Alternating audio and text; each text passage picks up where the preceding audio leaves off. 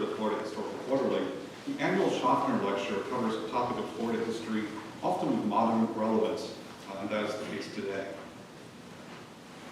For those of you who are here for the Florida Historical Society annual meeting, I hope you've enjoyed your day so far. For those of you that are here for the lecture itself, if you find this interesting and are looking for more, the Society offers a variety of ways to learn about and get involved in studying Florida's history. Before I introduce our next speaker, I'll take a minute to thank Connie for her work in organizing this event and making all this movement.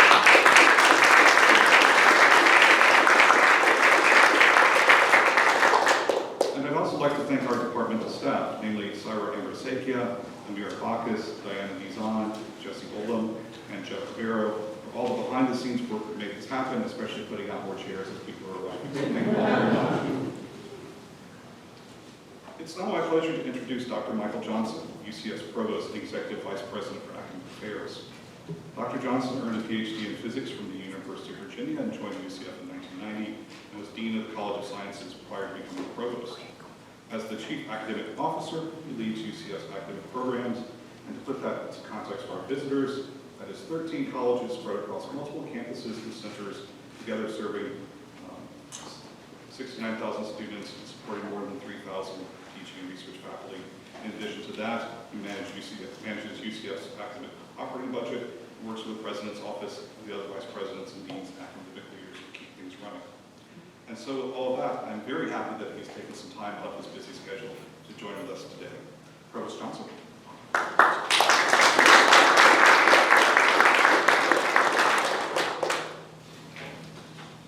Thank you, Dr. Larson. I came to learn, not to be discussed, but I'm very happy to be here. It's my honor to add my welcome to all of you to this really significant series, the 10th Annual Jerrell H. Shofner Lecture on Florida History and Culture. The lecture series began as an initiative of the Florida Historical Quarterly, and we, all of us, I personally am grateful for the continued support of the Quarterly, the Florida Historical Society, the College of Arts and Humanities, and our Department of History in bringing this very important annual event to campus. At the state, at the local, at the national levels, voting registration and voting access are vital to our way of government. The history shows us plainly that these essentials are hard-won and not to be taken for granted. On behalf of the university, I am very pleased, delighted to welcome to campus our guest speaker, Allison Mitchell. And I'm personally particularly grateful for this opportunity to attend and learn from her scholarship. Thank you, Connie, for inviting me. Thank you all for your presence and support. And now for an introduction of our guest lecturer, here's Dr. Connie Lester from my Department of History.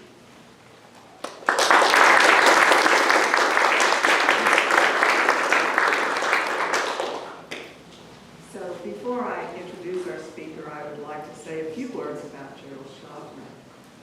Jerrell Shofner was department chair for a long time here, and when he and Jose Fernandez brought the Quarterly from UF to UCF in 1995, he was interim editor of the Quarterly.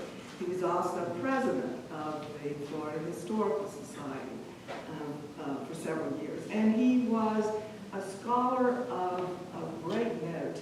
He wrote a lot about Florida in the Reconstruction period. He wrote about African Americans in Florida and hard life that they lived.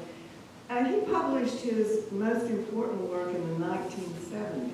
But here is how I will let you know how important that work was. That work is still cited. We are now in a new generation of Reconstruction scholars, and they still cite Jerrell Shofner's work, and that's how important it was. I met Jerrell Shofner when I came here to be editor of the Quarterly, and Dean Fernandez took the two of us to lunch one day, and I thought we had a very pleasant lunch. And I learned later from Dean Fernandez that after lunch he said to him, "She's very nice, but I don't think she'll last." So 18 years later, and 10 years with the Jerrell Shofner,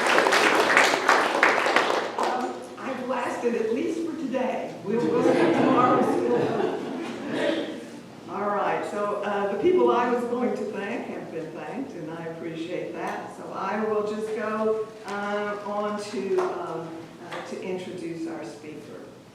I met our speaker when she was giving a presentation by Zoom during the pandemic because she had a scholarship to do some work at the Proctor Center. Proctor was an ex-editor as well.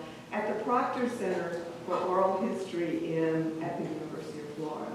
And I was so impressed by the way in which she presented her work and, answering questions on her topic in this period of time can be a tricky thing. And I was very impressed by the way in which she handled the questions that she was asked. And so I spoke to Paul Ortiz, who's head of the Proctor Center, and I said, am I going to interfere with her dissertation writing if I ask her to do this? And do you think that's a good choice? And he said, she has a fellowship to be able to write her dissertation in, and I think she's a great choice. And so I reached out to her, and I'm so glad she's here. And her family is here as well. So would her family stand?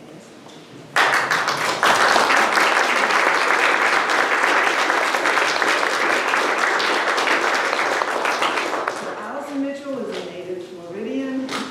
She went to the University of Florida and got her master's degree there, and now she's at the University of Virginia. And she has a fellowship at the James Weldon Johnson Institute at Emory University, where she can research and write her dissertation. And I could go on, but I'll let you draw your own conclusions about Allison Mitchell. And with that, please come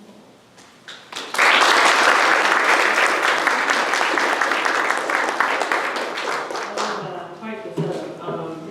So definitely have to give you guys a really good presentation now. And so I wanted to also take a minute to thank Dr. Lester, the staff of UCF's History Department. You guys have been great today.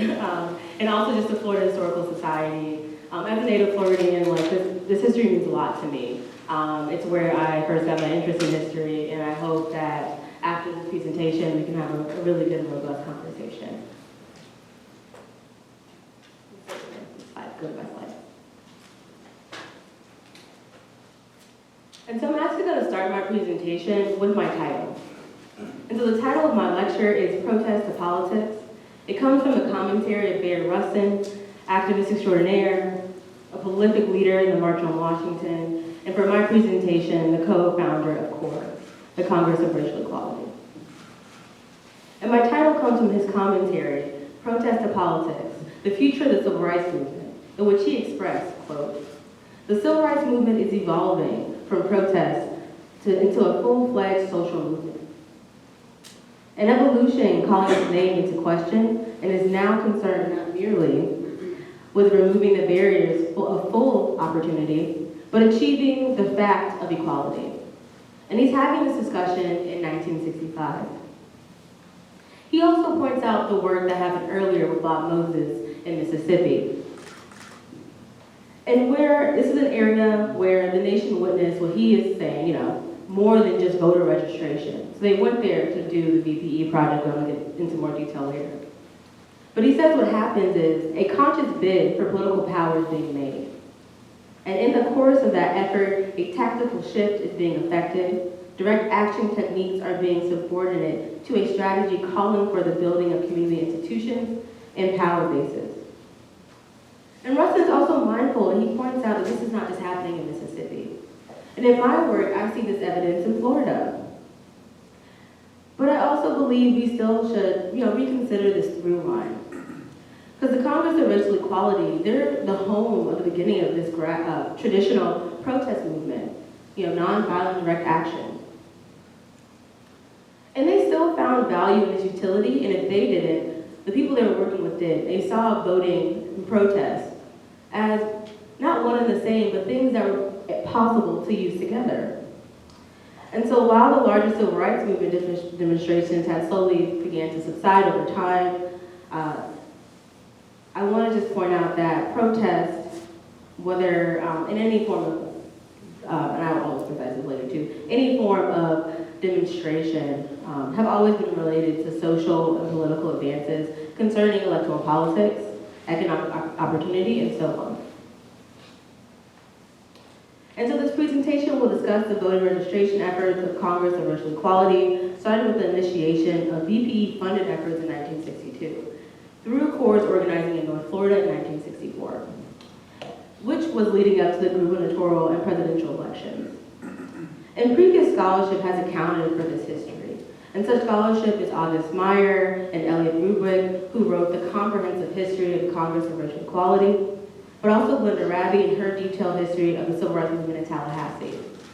However, I'll be giving us a little more detail in certain discussions, because Meyer and Rubrik choose to focus most of the time on looking at the VPE on Louisiana.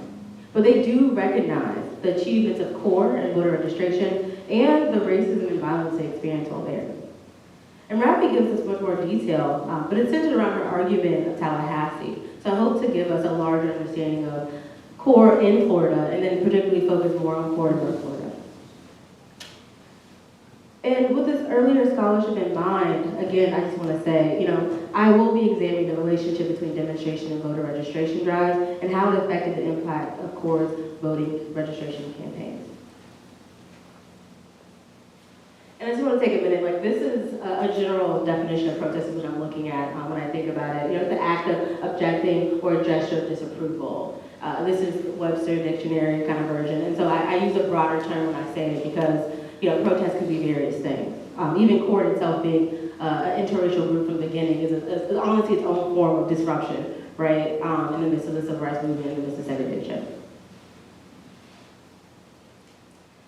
And so CORE, alongside the NAACP, SCLC, SNCC, and the National Urban League participated in the voter education project. And the VPE began in 1962 and could be considered one of the first shifts from protest to politics. It operated from Atlanta to the Southern Regional Council, and the voter registration drives were meant to serve as that middle ground between direct action organizers and the federal government, who would prefer organizers not draw national and international attention towards themselves through demonstration. And so CORE's efforts started at this very beginning in 1962, but it was severely limited because the voter education project, one, was just starting, and put a lot of emphasis on allocating funds and workers in Louisiana and South Carolina. Some of this goes into the narrative of Florida just kind of not being as bad. And also, the start of the VPE in Florida, Florida only had 3 what they consider robust chapters of CORE. So it's Tallahassee, Miami being the biggest one, and a smaller one in St. Pete.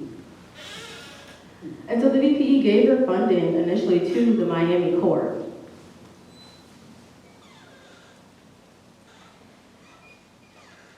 And while, scholarship has talked about, and I do want to emphasize a lot of scholarship, particularly looking at Anna Falkenberg more recently in Full Power, discussed the VPE and the funding they gave as being significant to its financial, that financial contribution being pivotal to the success of the voter registration project.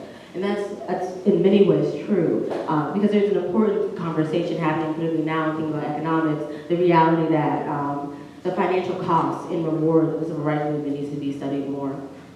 However, CORE in Florida, including this Miami Drive, they didn't receive that much funding. They were severely underfunded for all of their work, especially when they got to North Florida. But they continued to organize in spite of all of that, and I would argue that they made serious success. And from the beginning, it was clear that they were going to have to really be and work very hard to foreground themselves in Florida. James Farmer, who was the president at the time, or director, as they would call it, was adamant about being in the South and Florida being a part of it. And one of the reasons for that being was that CORE was still very much considered a northern organization. And also considering that the organization had a difficult time growing chapters in the South. Because civil rights organizations, they sought to improve, all of them did, the lives of Black people, they were open competition. And that comes up a little later as well. SNCC, SCLC, and the long-standing NAACP, they had foregrounded themselves in the South in various ways that CORE had not. And they left CORE with a little less to work with and also a little less funding from the voter education project. And so they continued their work, And when they got to Miami, they got roughly about $2,800. I know I'm getting a little technical here. And they voted for the voter registration drive from August 1962 to March of 1963. And this was allocated with the understanding that Miami Corps had to coordinate with NAACP, who they only gave roughly $500. And the director, Willie Brandt of the Voter Education Project, he told James Farmer, we expect, I quote, we expect, Corps to play a major role in conducting voter registration programs. That was understood in Florida. They were like, we expect nothing but success from them. And it's not hard to believe that they would choose Miami. It was the oldest chapter of Corps. They also were the ones who brought direct action to Florida. So all people we see later I talk about, they all learned it from there and with other parts. But also, Miami was a little different. Very much a part of the South, but by this point, as Nathan Conley in his book on Florida, that was very good. He talks about the fact that, black and white moderates in Miami had subscribed to a form of racial progress, which meant determining which, black people were deserving of opportunity and gently increasing equality for those people without comprising white, generally accepted and widely distributed privileges. And this is a quote from his book. And at this point, that kind of resonated with local leaders. And so being voter education as something that's supposed to be moving away from protest seemed like a perfect place for Miami. Even the Corps had to make concessions itself, as well as its NAACP. And they get celebrated for doing so. In the Miami Herald, how our city has fostered racial peace. They were all celebrated for stopping a boycott and refusing, for a place that was refusing to serve Black Americans. They decided to negotiate rather than, join that 1960 sit-in movement. Those sit-ins happened there. And so, of course, what Corps did in Miami, they did successful. They moved, as I put on here, they moved from protest to politics in a particular way. They were able to register just within that year 3,400 people for that second half of 1962. And their overall efforts from 1962 to 1964, the registration went from about 30,000 to 42,000 in the city. Now that sounds really large, but at this point Miami is well over 1 million and something people. So realistically, the Correlator, which was the Corps' newspaper, so to speak, they referenced that still, they had 42 people potentially voted, or Black Americans potentially, registered to vote, and they needed more. And so, in that sense, yes, they began very early on doing things beyond voting. They already kind of got into beyond the different ideas of segregation. They were making arguments about economics, et cetera, and voting itself was something that they would do, or voting drives was something they would do closer to elections. So they fit into that kind of narrative. But North Florida was a little different. And so there's a long and well-known history of this. Unfortunately, I'm only given not enough time to do it. So what I want to do is actually play really quickly, maybe I can show it, is Florida Field Secretary Patricia Stevens-Dew, who is pivotal to this work and pivotal to changing Florida and the civil rights movement in general. Her experience of going into North Florida as a voter education project leader, essentially, as a field secretary. As the field secretary of the Corps concentrating on voting rights and voting registration, did you make any breakthroughs in the voting issues at all? Well, we certainly did. We made quite a few breakthroughs. Gaston County at that time was predominantly black, but only a couple of hundred blacks were registered to vote. They were afraid. They had heard what had happened to people who lived here in the county. They felt intimidated. One thing, the registration office was in the Gaston County Times office, where the supervisor of election owned the paper and allowed him to come in and to vote if he wanted to. So there were a lot of problems here. There were a lot of people who lived on plantations, tobacco plantations, and even before we came, remembering the history, like our mother had recalled, seeing someone lynched, there were a lot of those memories going around. And people were afraid to get out and even register, let alone vote. But when Judy Benninger and I came to Gaston County, that was one of the things that we were well aware of. Now, Judy was a white student from the University of Florida who had participated in the theater demonstrations. So she had been thrown out. She had lost her scholarship at the University of Florida. So she joined me as my assistant when we came to try to see what we could do to change the landscape in terms of voter registration. When we finally came over, we also had a project over in Tallahassee.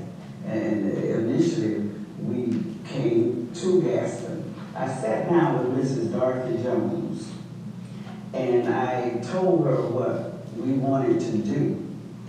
And then she said, you know, the person you need to talk with is Reverend Jameson. Who's Dorothy Jones? Mrs. Dorothy Chandler Jones was a woman who allowed us to stay in her house in spite of all the threats. In fact, Mrs. Jones died a few months ago. She was a real foot surgeon. She would do whatever was necessary. And as she always said, this is my home, this is my land, this is my community, and this is my country. But Ms. Jones said, you want to go into some of these counties. I know the man. We didn't have the contacts. Reverend Jameson. So Reverend Jameson sat with us one Sunday in her home in St. Hebron, where I was born. The area is called St. Hebron in Gaston County. He gave us contacts in about 13 or 14 counties in North Florida. And that is how we really started our voter registration drive. And eventually we ended up in 10. Thank you. Awesome. And I just want to point out, one of the reasons I wanted to show that clip is because she's very much a part, and I want to situate them with the knowledge that many of us know of SNCC in Mississippi and these other places. You know, their efforts, you know, fit to what I want to point out just real quickly. The historiographical conversations that, for those who've read it, you know, Charles Payne, John Dittmer, and their work on Mississippi, you know, they express grassroots work, they express intergenerational connections, and local leadership as pivotal to the work that they did. She's reflecting on her mom. She's also from Quincy. She's reflecting on her former teacher, intergenerational connections, and the role that the local people essentially were the ones who made it possible for them to do the work that they did. And so from its inception, you know, they had a lot of obstacles. And as she referenced, her connection to the area was not only family and place, but also she was a major proponent of the student movement at FAMU. Her and her sister, Priscilla Stevens as well, several of the students and people in the names, including Billinger, the white students from UF, a lot of them played a role in that earlier grassroots movement work. So they were part of this transition in working in the voter education project. And she was actually a little, you know, she wasn't surprised that people were intimidated because she's from there. And she actually wrote a very good and personal book with her daughter, Tana Reeves, entitled Freedom and Family, and where they expressed, and she expressed, you know, I did not receive a warm welcome when I returned, even from blood relatives and some people who had known me since I was a child. And a lot of that came from the fact that these students were part of the student movement, and she herself, being one of the few students who were in prison for a while, and I can talk about that more in the Q&A, she got stamped kind of as a troublemaker, and a lot of them got stamped as troublemakers, and this was knowledge to people in North Florida. And so I want to just take a minute, too, and give some examples of the work that happened with them. And so looking at the relationship, you know, in response to the initial intimidation. So, I mean, they experienced traditional stuff, you know, violence, crosses being burned, being shot at, etc. But one of the initial reactions they got was just basic intimidation. And that happened when they went to Club 40. And so on Saturday, January 25th, 1964, an interracial group from CORE drove from Tallahassee to Quincy and Gaston, where she's from. They had been invited to speak at Club 40 that night at Canary Muse, by Canary Muse, and Muse's mother owned the club and had even paid for their entry. Muse's mother suggested that the group come around 11 p.m. to discuss what was considered the Big Bend Project, or the Big Bend voter campaign. And they stayed for a while, but the clock drew closer to 1 a.m., and so they decided, you know, they didn't really get the full announcement they wanted, but, you know, they decided to call in the night and come back. Yet before they could leave, 2 white police officers entered the club and made the 2 white women in the group, Julie Benninger, who we heard her talk about, who's her assistant in all of this, and mainly working in Tallahassee, and Rosemary Dudley, leave with them.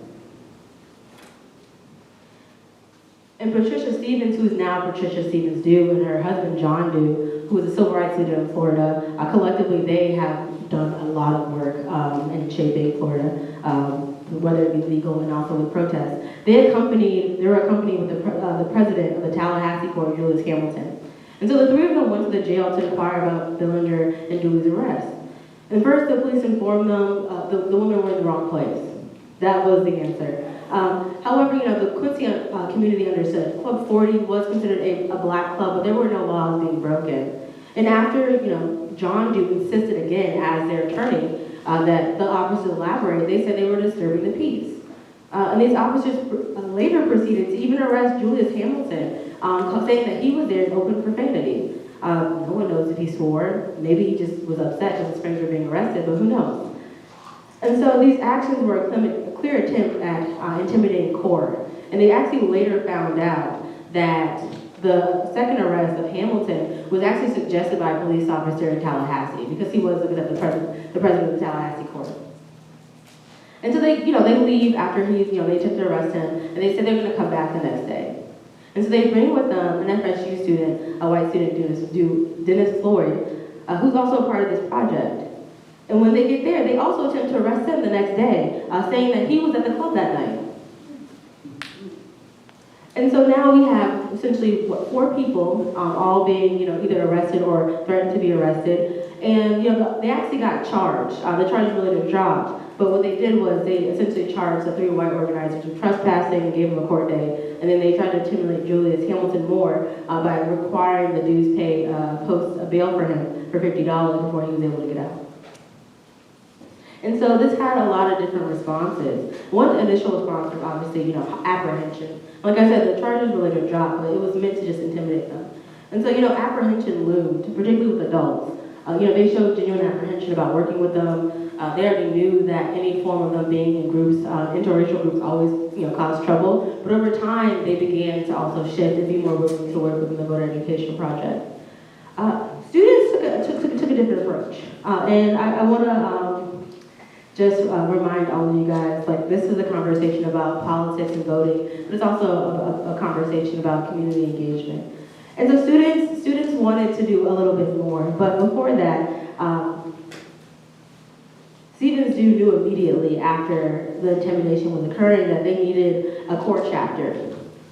And she sent a letter to other court leaders saying, we need to establish a court chapter here in Quincy, because we feel that it will be difficult to get people to register to vote unless they feel that they have an active community behind them, a group willing to back them when they lose their jobs, which some of them undoubtedly will.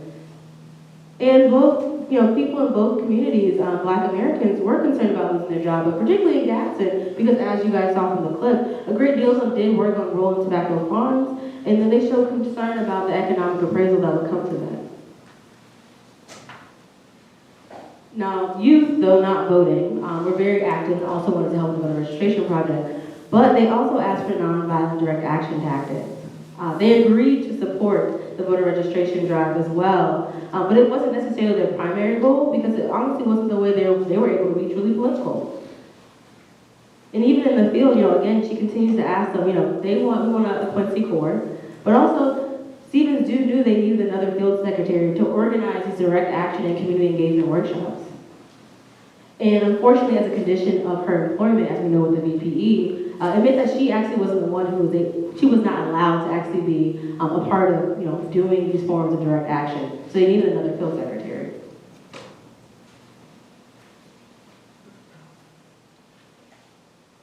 And so even though the voter education project served as a catalyst for activists to redistribute their energy, it didn't negate the fact that Black Americans and Black people, particularly Black youth in this area, saw voter registration as important in direct action as well, in many ways intertwined. All forms of community engagement go into voting, is what I hope you guys are going to start getting as I'm talking about this.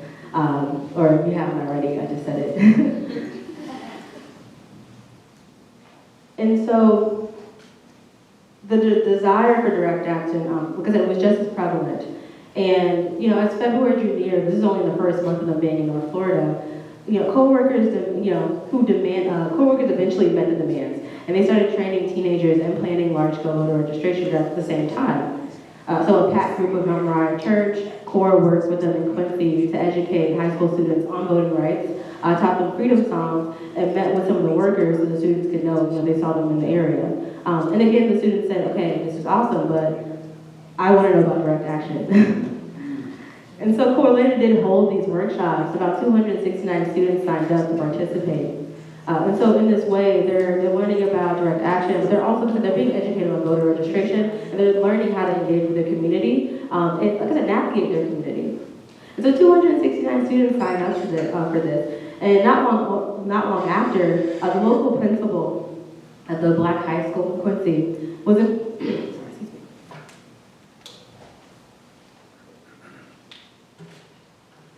he was informed by his superior to expel the students for attending the meeting.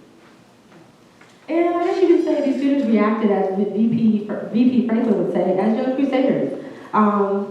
They, by far, were one too many people to expel. And so when they got to his office, as he called them all up there, what he got was a couple hundred students all coming up to the principal's office.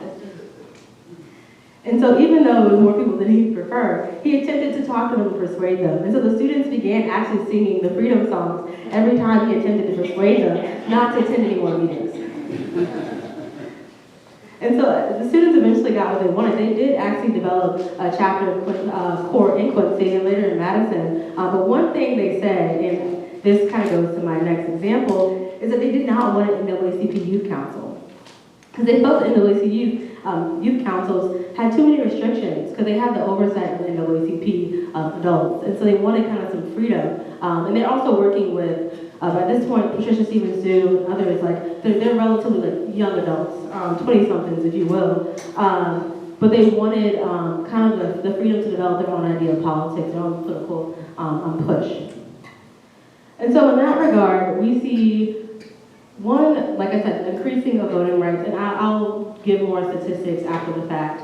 But we also see what voting rights and the movement and engaging with people did was allow others to also develop their own idea of politics and their own work and community engagement, right? So I think a lot of times we think of just like registration as just going to door and having people sign something, etc. But what we have here is literally students and people galvanizing and determining what politics is about, even people who can't vote.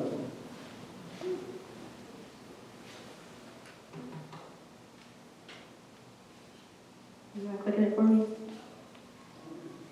Thank you. And so another example, I talked about, basic intimidation, like protests in lighter regards, but I actually want to talk about a larger actual planned protest. And that example would be the March in Tallahassee. And this one also is directly connected to the voter registration drive as well. And so let me just give the aftermath for a second. So in April, this is all going through 1964 at this point, the VP announced that CORE was going to lose some funding in North Florida. And by funding, I mean they genuinely didn't plan to fund them anymore. Citing, their success of other organizations like the NAACP, who had not received funds at all but were able to organize. And a lot of this is happening in Tallahassee, the capital, because there's just so many groups there. They have a lot of umbrella organizations at this point. And CORE members were not opposed to working with other organizations. But specifically in North Florida, they had already experienced exclusion from key decision making and giving kind of a relegated position when it came to collaborations. And particularly with groups like the NAACP. And when, this came about, Patricia Stevens-Zhu was one of the ones who wrote about it. She kind of broke down to CORE, what happened in this March Tallahassee, kind of explaining their apprehensions. And I also want to point out at this point, the NAACP, they've done amazing work in Florida at this point. Even with this disagreement, I can't sit here and ignore the work that they've done. But they also had developed affluence, more financial stability, and more cooperation with the state officials. And so, in writing in kind of the breakdown of why we're apprehensive, Patricia Stevens-Zhu kind of recalls what happened in March on the March on Tallahassee. And so, And this made the New York Times magazine. I want to point out, that's the little clip there. I can't put the whole thing up there, but that's just the title. So CORE pulled out this large-scale march in Tallahassee after the Florida NAACP rejected their demand to march directly on the Capitol. And according to the New York Times, there was expected to be like 10,000 persons marching. However, it was only 1,500. And CORE actually withdrew that same amount. So it would have been at least 3,000 marching at the time, but they withdrew half of the actual marchers. And so Patricia Stevens, she stated, the public relations director in her frustration, Marvin Rich of CORE, that they had actually gone to civil rights leaders earlier and suggested a march, only to be told it wasn't the right time. And so all of them are working on voter registration rights at the same time as they're kind of developing. I guess like these activists are doing wearing multiple hats at this point. However, after being told it wasn't the right time, several weeks later, a group in Orlando released a statement to the press announcing that there was going to be a march on March 27th. And the only member of CORE invited to the planning committee was the president of that CORE chapter, which at this point is now Frank O'Neill. Yet for the NAACP, as well as the SCLC, who's there at this time, they both had state-level personnel allowed to kind of engage with this committee and make these larger decisions. And so they had state-level personnel. It would be people like Patricia Stevens who would be there. But as you can see, they weren't invited. And even the local Tallahassee NAACP officials, Minister Casey Steele, who many of you, if you studied some of Florida NAACP work, you know how pivotal he was, and David Burke, they chose not to participate too because they did not support the organizers agreeing to divert the movement as well. They also wanted to march on the actual Capitol building.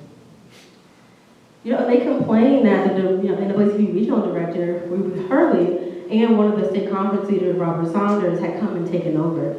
And with this disagreement being between CORE and other civil rights groups in the movement, and making it to the New York Times, it can be extorted that CORE felt apprehensive about the idea that they'd be expected to rely on the NAACP programs and funds for their voter registration efforts. And as tensions ran high, the VP purse strings grew tighter, and CORE pushed forward. And it should be noted that Myers and Rubric, they actually write in their longer history of CORE the fact that the NAACP in many ways kind of sabotaged CORE, particularly in North Florida. They had actually convinced a few of the counties to not participate in the voter education project with them. So in the video you guys watched, Patricia Stevens talks about how they got access to about some counties in the teens, but she later said they went into 10. And I'm still doing the work on this one, but I'm very curious to try to find out which ones were they convinced not to work with CORE, and what that would have meant for voter registration in North Florida if they hadn't engaged. So a lot of this idea of what protests should be like or look like comes down to other arguments and tends to kind of reinforce what's happening in these places, which is why when we think of protests and politics, we need to kind of look at them interconnected. Yeah, I think it's just, thank you. And so I do want some closing remarks, but I do want to take a second to just quickly tell you guys some of the actual, the larger success. So CORE actually stays here for quite a while. You can go into about 1965. Patricia Stevens is no longer there. Gordon Spiber is actually now the field secretary. But in that earlier time, before the polls closed in April, they reopened in June. And what CORE has is not the VPE project, but what they created is the North Florida Education Project, which is mainly their own funding. And that's when she says they go into those 10 counties. They kind of do that work on their own.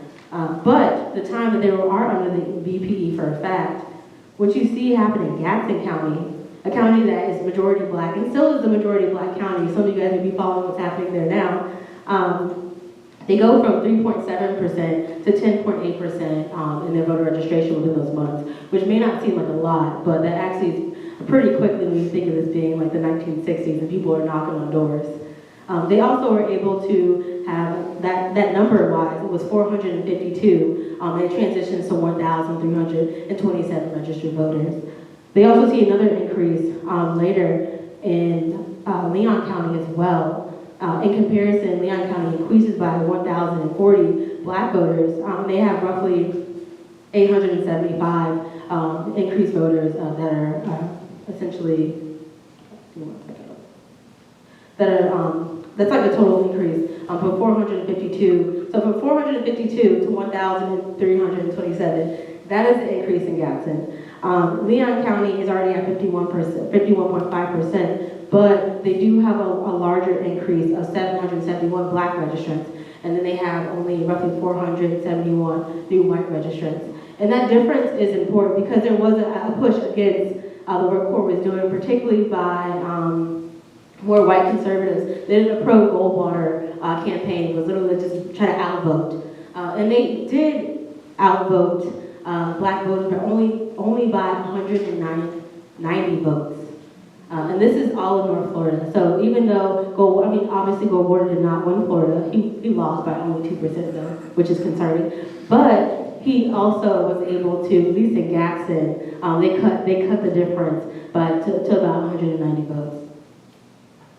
But in the broader sense, as I ramble through these statistics for you all, I just want us to always be reminded that the role of protest, and we need to always look at the role of protest during social, political, and economic advances.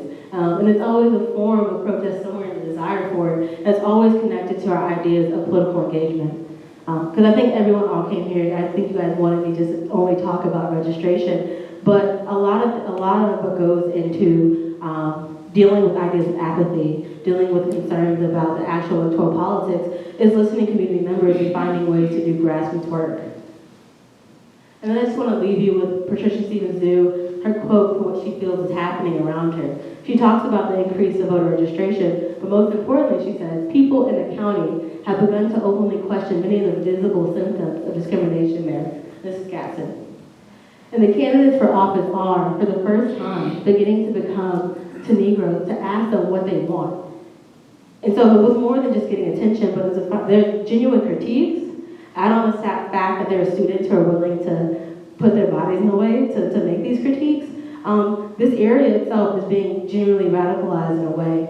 And I encourage us to, in my work, I'll continue to look at North Florida, because when we look beyond the statistics, the fact that Goldwater won, what we see happening here, he won that county, what we see happening in North Florida in general is a significant increase of political engagement, electoral engagement, and just genuinely more radicalization and access to politics for Black Americans.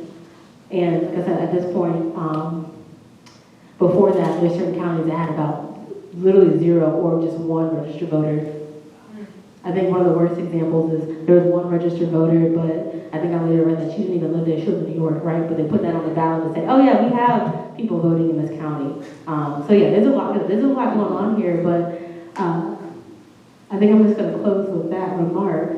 And just thank you guys for allowing me to talk about my dissertation.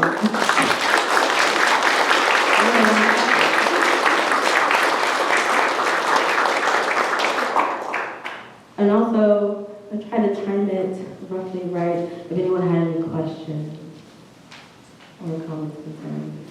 Well, I'll ask about the voter education project. Mm-hmm. So that group, where did they get their money in order to filter it to other groups, including CORE?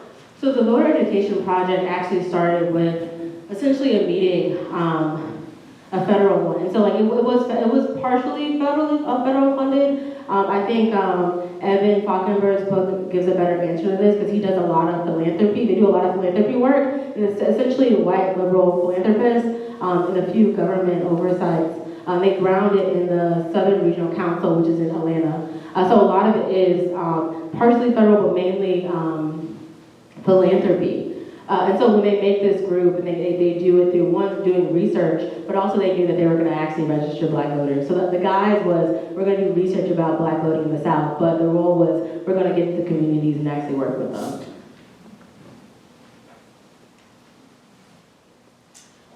What I was very interested in is what you talked about, was what were, and maybe it's a more systematic question, what were the role of women in these voter education efforts? Because a lot of times, civil rights things sometimes can be a lot of heroic men, but I was really interested in how many women and what their role was, and if there was any sort of gendered, issues about women doing those kind of things or taking those risks? So I'm glad you asked that question. So yeah, the majority, a good portion, I wouldn't say majority, but a good portion of people doing this work were women, and many of them were college students. I think Rabbi's book on Tallahassee, she has a quote where Benninger is actually talking about the fact that Patricia Stevens did get a little pushback from some of her male counterparts who worked under her at times, but she definitely put her foot down. So I do think that gendered idea was a part of it. I think what's slightly different is the fact that Patricia and Priscilla were the ones who founded CORE in Tallahassee. They went to Miami, they learned how to do direct action, and they started the chapter. So I think it makes it different with the chapter being founded, the first one, and the second one in Florida being founded by two sisters, essentially ran by two sisters and two women. So I think that played a big difference in the gender aspect here. What role did Florida A&M College play at this time? I mean, they played a role throughout the civil rights movement. I think more so the students. So a lot of what I read is, it's a lot of the students going against their own university. So there's another clip I didn't play it, but it takes Patricia Stevens, she said it took her 8 years to graduate from FAMU, and in this time she hasn't graduated yet because they generally kick her out when she's doing a lot of protests, the institution itself. And then I'm sorry, I have part two to that.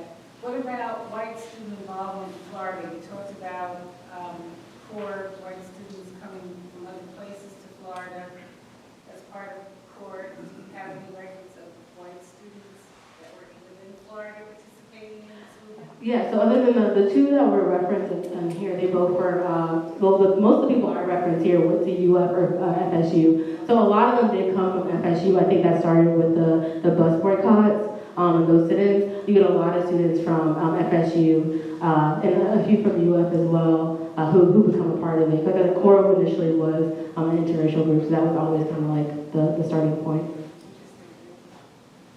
Mm-hmm.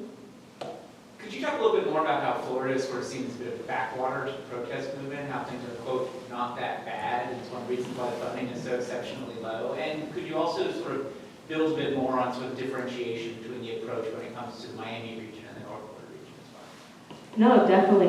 So I actually kind of talked a little bit, me and Dr. Lecture talking earlier. So I make this argument in a different chapter. Hopefully, it gets accepted when my dissertation is done. But a little earlier, particularly during the actual sit-ins, so starting with the bus boycott in 1956, that earlier work, one group, and I have to thank a USF archivist, Andy Hughes, I'm not sure if he was here earlier, he actually pointed to, there was a racial group, right? So under Collins, he had race relations groups, and the smaller ones kind of went throughout Florida. And it was Cody Fowler, I believe, was a lawyer from Tampa who initiated this idea of like these interracial groups working. And so essentially the goal was to foster peace. Depending on how you read that, though, a lot of it was, I think their biggest success in that year, I think they lasted in the government about 1960 to 1961, so only like a year of like Collins' work. They felt like they were able to foster peace and basically just stop demonstrations, right? So when it's like, okay, so when you come in and you broker a deal before anything happens, now it's like Florida's not violent, right? Nothing's happening. And I think a lot of that played into the narrative itself. In those same years, 1960, there's a riot in Jacksonville. And one of the critiques Cody Fowler actually writes, he's like, they didn't have a biracial committee like we did, so that's why this is happening, right? So that became kind of the solution. And then the second part of your question. Oh, so if you could talk a bit more about the differentiation between Miami and the North Florida component to it, and I'm wondering most notably sort of the influence of the Caribbean and right. wider the Latino community as well. No, absolutely, that's a really good question. So part of it, one is like genuinely the demographic, right? Demographic is definitely different. What it means to be a Black American, it looks a little different in Miami than it does in North Florida, like in Union County or so on. I think at this point, a lot of Black Americans are moving to cities. Population plays a big role. I think someone referenced it earlier in one of their presentations. Apportionment plays a significant role in the look here because these cities have a lot to kind of like lose as far as they need some political power, and these rural areas have them. So I feel like a lot of the difference came from one, them kind of also being more open to Black voters. Now we know like being open to black voters doesn't mean being open to black leadership and any other forms, right? So like Miami, I mean, they're getting people registered, but let's not get carried away. Versus North Florida, where a lot of they still have very much ingrained in rural society. I think the information about understanding tobacco fields and stuff is really important too, because that economic appraisal is a big deal. And also, I think as well, just my opinion, though these places are different when it comes to like the actual state legislature, I think over time, I mean, I think everyone kind of benefits from inequality. It may be different, it may look different in places, but their differences, there's still some similarities there. I'd argue Miami's still a part of the South, that's a whole other conversation. Yeah. I know it's not as black and white as I'm going to ask you, Mm-hmm. but I think it's interesting that they took a nonviolent direct action approach, because it's a lot different compared to what we've seen the past couple of years. Which do you think is most effective in the class action?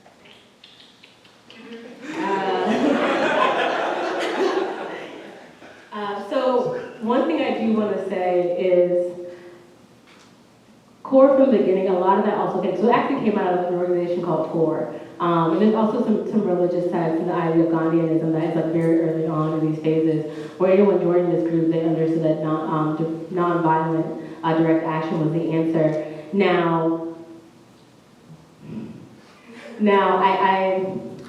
I also, I think the question here, and maybe this is a question for your question, is unfortunately violence always occurs. Even if you are nonviolent, one of the differences is you kind of experience the violence. But I think more so, and I think that's why I also kind of maybe take an easy way out in choosing protest as a broader term, because I do think there's still value in just acknowledging the significance of protest. And I didn't show it, but one thing I kept thinking about when writing this was like what happened in 2020, and I was like staring at, am I looking real quick? I wasn't going to use it, but it's in my head now. I kept looking at the New York Times and done by the Social Explorer and looking at what they considered like broader Black Lives Matter protests. Now granted, there's multiple organizations, but kind of thinking about this moment, but also questioning the current issue with apathy and people not necessarily feeling that politics, electoral politics is the answer, but it's like all of these things are happening at once. Where does the bridge form? So I guess an answer that's not really an answer is, I just feel like we need to have a serious conversation with each other about protests and understanding that it's not going anywhere, but also realizing that engaging each other's voices is probably the most important thing. I know for a fact I did not give you an answer to that. We can talk about that later.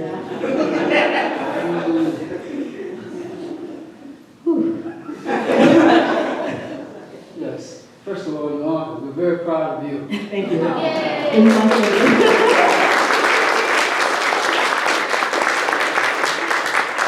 Also, I'm going to ask you a question. Oh, of course. You've given us a good analysis of CORE, the community, the college community, the black community involvement in this push for politics, civil rights, and that. And today, as I sit here, I don't get the same feeling that we have that same kind of today. Am I saying something wrong, or am I feeling or thinking wrong about where we are today in terms of protest? Even on our college campuses, historical black campuses, as well as other schools that are not historical black colleges. I don't mean... No, I like that question a lot. Thank you, sir. One thing I've found, and I probably could have emphasized this more, is I think we have to be we have to remind ourselves what we remember of the history of the civil rights movement, mainly because there's always that like initial progress narrative of everyone working together, everyone getting along, and a lot of times that same ideal is kind of put on the current moment. But I mean, even within these groups, like, people are disagreeing, people are choosing not to work with each other, organizations are arguing, community members are like, please don't come here, we don't want to be bothered. Like, a lot of those different ideas, the things that we feel today are existing. I think the reality is, though, is also being mindful that even groups that disagree or argue, they may have disagreed about how to get to the goal, but everyone had a goal of equality and equity, right? The idea of something better than what we have now, right? Something better for the next generation, etc. So I think that's something I try to be mindful of, and people I engage with to be mindful of, that everything will not be peachy, but what is important in this moment is that we recognize that there is a larger goal that we're all aspiring to. We may look at it differently, but we're all aspiring to a form of equality, right? So yes, I think for me, that's kind of how the approach I've taken to it, right? And just trying not to be too comparative. Because I think I don't want to suppose like that they were just perfect. It was a lot of, grit and disagreement that went into making the changes that happened during that era. Thank you. Yes. So kind of to follow on that idea of divisiveness within the organizations themselves, I'm wondering, for those 3 out of the 13 counties that they were not able to penetrate, do you have an idea of what resistance they had against CORE coming in? Well, I think one thing I think is important is that, and I'm not saying put ourselves there, but recognizing that for a community who has their own history, who has their own experiences, it is a lot to accept people you don't know, convincing you to change and to engage a certain way. And realistically, I think, Gadsden, even with a connection, a familiar connection, people still didn't necessarily want to get involved, right? So I think a lot of that plays a role in it, and some of them have their own ideas of leadership. I know a lot of younger activists struggled with older leaders who had, though they didn't feel like they had a lot of progress, felt that they'd made enough for their community. They felt like they understood what was best for their community. And a lot of times there was a lot of risks in that regard. You see that in a lot of their reports back. Each county essentially had, by the time they get to their own work, each county had about 1 or 2 people in the different ones. Like Suwannee County had 1 woman, 2 women, right? And so it's like, okay, we have 1 black woman, 1 white woman, and they're reporting back what they experienced. And some of the stuff was like the older leaders being like, we've been working here. And usually, like, that's just what it comes down to. Like, I commend people who do a lot of community work because you really are, you have to recognize that you're coming into someone else's space, and that takes a lot of time to really, gain their trust and earn their respect. Any other questions? Yeah. I just want to follow up on that comment because I went to undergrad at FSU and actually volunteered in Gadsden County. And you're right about having to build that trust with people. Like, we were working through the College of Medicine for like public health and tutoring some students, but it was really hard to build a rapport with them because there were some like discontinuities in like when we could come, and then COVID hit, so that really threw off like all the work that was happening. So you would see like connections with students and like them getting to learn more about the opportunities they could have like within Gadsden and outside Gadsden, but then because of outside factors, we're not able to follow up. So it goes from being like, oh, they're making connections with these people to seeing us as like, oh, they're only here once a week, like they'll be here and then they'll be gone. So it's hard to really keep that connection, and it's important to establish that relationship with them. Right. I actually, like, because I do some later work too, and I've interviewed different activists in Florida, and one of them, she was a member of Game Defenders, and she talked about when she got into it first was like doing like some registration work, even just going in and saying like, oh, okay, like I'm gonna convince you to vote, like that's not, she's like, that's not how I do it. I literally talk to them about what is going on in their community that they don't like, and work that way to understanding, okay, so like who is in charge of that, etc. Because a lot of it is like you have to kind of value what they want in their changes, but that also takes a long time, right? You could invite someone to a meeting, but until they want to come and stuff like that, you genuinely need to be patient if you're truly about making change in that space. I was going to say our organizer, she went to like a Gadsden County high school, and like that was maybe like 10 years ago for her, and there wasn't much change from when she was back, like still volunteering. Like hers is like the newest initiative she had for those students, and she's like, this is crazy, since I last graduated, there hasn't been much like change or progress. No, we should talk about that, that's interesting. I think there was a hand on, did you have your hand up? Yeah. Oh, I was just wondering, when you're talking about community building, and they mentioned the Reverend getting those contacts from them, did they utilize religious institutions to kind of get in those communities? Yeah, so they did. I didn't discuss it as heavily here, but yes, usually a lot of groups, and even some of the ones too, you see this in the earlier work of the NAACP as well. A lot of religious leaders play a significant role in this. Now, whether or not they agree with all the same politics and everything, no, but even my reference of the church being the meeting place, like that idea is pivotal, because before groups got connected into our political system in their areas, Black Americans had their own understanding of politics, and a lot of that went into their own institutions, one being the church. And so a lot of these groups, though, whether or not they were religious or not, they knew they had to kind of respect those places of authority, because in those places, they weren't teaching people how to engage in politics. People knew how to vote. They knew, because you create leaders in your church communities and your community centers, so they have an idea of hierarchy, voting, all of that stuff. It was more so of getting people access into U.S. politics. So religious leaders tend to play a big role. Yes. At the time, I think I'm correct on this, that during the period you explored and during the activities of the groups you're exploring, up in Jacksonville, we had the same mayor for about 2 decades. Oh, Burns? Yeah. Yeah. And so I would love to know, because a lot's been written about his attitudes toward racial equality. So I would love And then he to becomes know if governor. he commented, I don't know, on any of the specific groups. I certainly know what he said in relationship to certain civil rights activities. And but I would love to have your take on that, but I can't spew it out to you in an effective manner. But did you study the Jacksonville political administration? Oh, Burns pops up on quite a few occasions. Burns comes up on quite a few occasions. And I actually was just reading about him recently.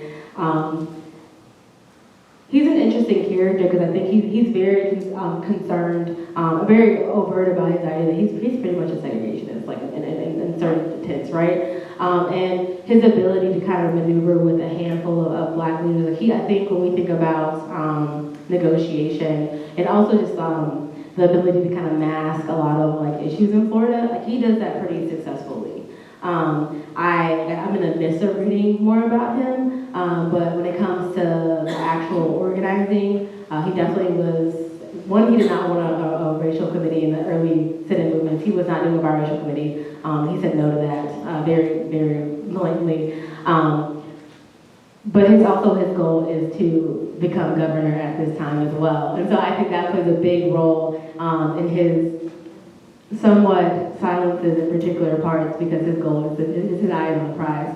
And so even though Florida becomes a part of that, like they cheer that Black Americans increase in voting definitely helped LBJ win Florida.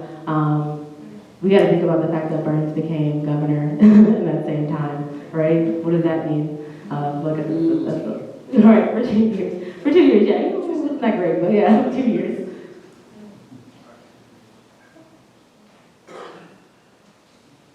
Yeah. So just as sort of follow-up on that, so can you speak about what the current legacy is associated with these movements and the individuals within these communities? It was talked about before, obviously, there's still an intransigence in some cases connected to community organizers moving into these places, but are these divisions within these voter drives and these elements of protest, or are they remembered in the fond, good civil rights movement, narrative that we've created, or is that division acknowledged amongst the community, especially when some groups were not allowed to participate, or some groups were being pushed out, or were not being allowed to, either be part of CORE and the NAACP and like?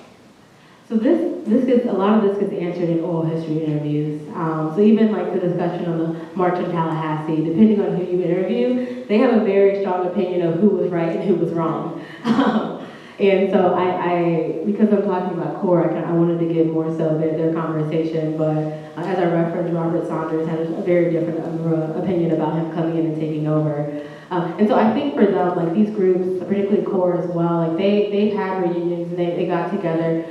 Do I think they're remembered in the way they should be? Do I think these divisions are remembered in the way they should be? I don't. I think a lot of the grassroots work that is studied in Florida, I think needs to be examined a little harder. I feel like there's been a lot of work too on political changes, but a lot of times that's more from like the traditional political understanding of this era. Like we know, we talk about the student movement and stuff, but I mean we have a better understanding of Collins and other people, right? Other political leaders. And also, like, we have a larger understanding about the shift of realignment in Florida too, and those moderates who pushed ideas of economics and were definitely leaning less towards being segregationist. So I think we put a lot of more emphasis on that, and that's necessarily local people. That's just my personal opinion. If y'all have a different one, like that's cool.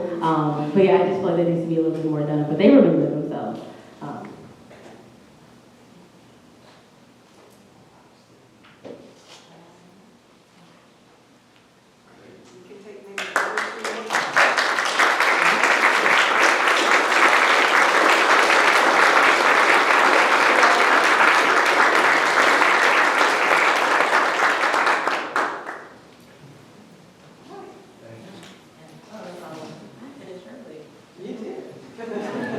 I'm a fast talker. So if you want to interact with Allison, please feel free to do so. And we thank you for coming. I thank you for coming.